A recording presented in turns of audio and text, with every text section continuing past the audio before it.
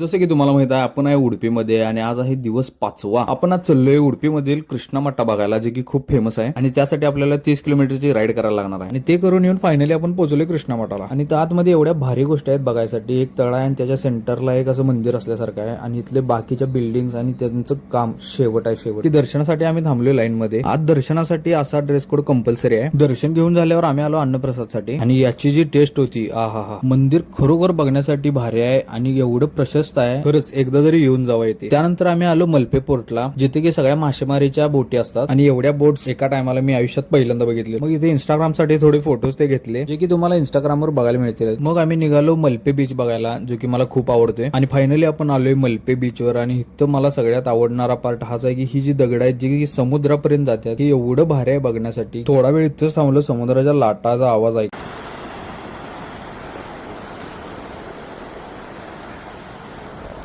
मग घरी येऊन पहिला बाईक वॉश केली मस्तपैकी, कारण उद्या आपण निघणार आहे रिटर्न सांगलीसाठी. त्यामुळे बाईक एकदम चकचकीत पाहिजे आपल्याला. त्यानंतर जिमी सोबत थोडं खेळलो.